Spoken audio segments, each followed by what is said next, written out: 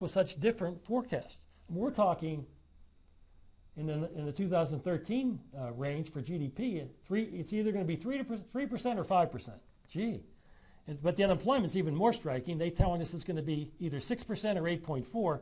That just about covers all the bases, doesn't it? Absolutely. Yeah. But the thing that's kind of a little bit depressing about that is they're only seeing it going down to 6, right? Right, exactly. Well, you notice the longer run, maybe 5. And finally, Jay, I want to turn it over to you and somehow relate the risk we see of a stalled recovery, the risk we see of a dead-in-the-water housing market, the uncertainty about forecast, clearly because the Fed can't even agree and these people are on the same team. They can't agree on the magnitude of the risk that the economy faces. How do we take this notion, and incorporate it into products and services that can help community banks avoid risk? Well, it's all about the risk index, Ed. That one of the components of the risk index, once again, we have our total risk index, and within that we're looking at economic risk, right, okay, as being a very vital part of risk.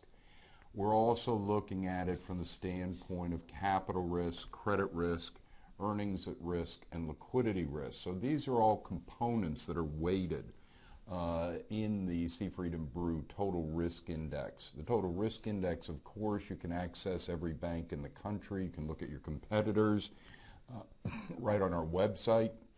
But a key with it is that behind that is all of this data.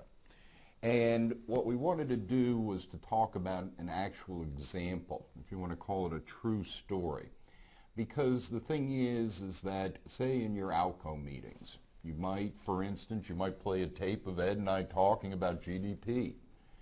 But you might also sit there and have certain economists in terms of their writings within there. And I don't think that goes far enough. It doesn't go far enough for really watching the trend in economic risk, away from what all the economists are saying, etc. So what Ed has put together is essentially a grouping of different indexes that he feels will give a trend in terms of economic risk. And we then also, not only from a national standpoint, is that we put in your particular state risk index too. And that is very important. I mean, I can see two identical banks, same capital, same balance sheet, same credit scoring risk in their loan portfolio, same investment portfolio, having very different results depending on what state they were in during this crisis. That's right. And so what we wanted to do was to have an actual true story of a bank that was impacted by their state risk. Now this bank is now kaput. Is that it? This bank failed, and you can see on the slide, it failed on January 7th of this year.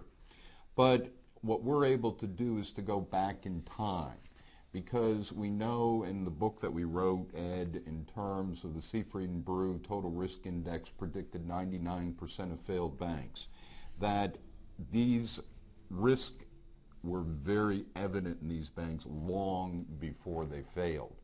So what we did is we went back, and what I'd say is we're going to flash back to 2006 here. We're going to look at this particular bank. It was Legacy Bank.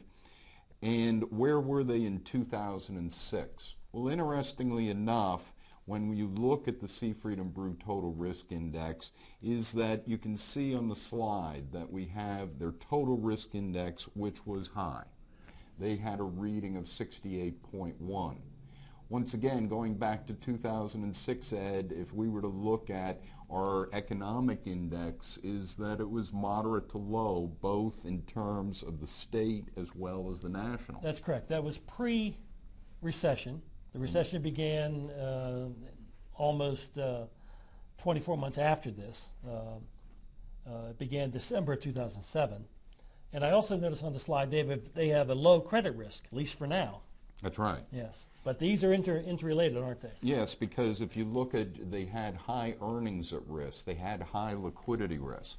So they were doing something that essentially lifted up their risk profile. The capital risk was on the moderate to high side, which meant that they were most likely leveraging at a level that was causing the liquidity risk. But economically, nationally, in Arizona had a moderate risk, but the nation's economy back then was not that Doing pretty severe. good. Yeah. But anyway, they had a warning sign. This warning sign came 5 years before they failed that they were a high-risk bank. In fact, if you looked at all of the banks in Arizona, on average, they were all, based upon the Seifried and Brew Total Risk Index, high-risk banks. If you looked at even on the national level, we were looking at moderate to high-risk banks overall in the country on average. So with that backdrop in 2006, we then flip over to 2007. And what started to occur, Ed, is that suddenly we start to see that Arizona economic risk pick up. Right. If you look at it, we move from moderate into the moderate to high zone. And as we're thinking about that, is that then you also see some changes within their risk profile in terms of their capital risk even growing more, most likely even more leveraging into the Arizona economy. I find it interesting, Jay, in the 2007 slide, the moderate risk in the Arizona state level. The national risk didn't change that much because remember the recession didn't begin until the end of the year. But note their credit risk left the low point and went to the moderate credit risk. That's right. It started to click up. Right. Okay, along with the fact of the capital risk also rising and probably leveraging even more. So when we look at it is moving into 2008. Now take a look at the Arizona state economic risk. My God, yeah. I mean, this is dead man walking, isn't it? Yeah, it's just incredible how that impact could come about in such a rapid point in time where the national is falling fairly far behind this. One of the things to remember is that these are end-of-year point in times. Right. Okay. And notice, Jay, the high, now we're getting credit risk following the state Absolutely. indicator. And this is what I think is essential to learn. If you were going to look at one set of data, one data set, it would not be, in my view, national. I would look at state because I think that defines the environment of the bank much more closely than national. National, of course, is going to influence it sooner or later, but the state is clearly trumps, and the local probably trumps the state, but it's very difficult to get local data. But as you can see, Jay, in 2008, the Arizona state economy at this point was really in very severe rapidly. trouble, and now the credit risk is in trouble, and they're about to fail, but they don't know it yet, do they? And you can see that their overall risk moved up to an 87 out of 100 rating. Ouch. So we then move into 2009. Once again, the Arizona still stays at high risk in here.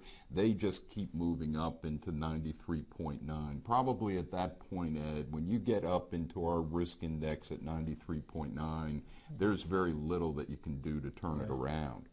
Because now what you have and what we noticed with the majority of failed banks out there as we've studied them is that it just wasn't one risk area that put them down. It really was that they were having risk in really all four of our risk areas. Then if you add in the regional economic risk into it, it became incendiary in terms of basically burning these banks up. So when we look at it and we can follow through into 2010, which would have been very soon before they failed, what you tend to see is actually that risk may be moderating down a little bit because of things they're trying to do to keep from basically then toppling over, but this bank then failed in the first quarter of this year. And they burned through their capital, didn't they? And they burned through their capital. So when you look at this is that once again, you can look at these as radical examples. But the thing that we point out is that essentially this bank had warning well before failure, that there were things that were not only within the bank operating at high risk, but also were operating at high risk on their economic level locally. And how do you basically monitor this? Once again, in the Seifried and Brew Performance and Risk Report, we monitored all of these indicators, these risk indicators, on a quarterly basis. and show you trend lines in terms of how things might be changing. And that then allows boards to have discussion in terms of, are they taking too much risk? Are we seeing too much risk locally? And being able to then put that into action into what we call effective risk management. This is Jay Brew, co-chairman with Ed Seifried, co-chairman of Seifried and Brew. Thanks for your time today.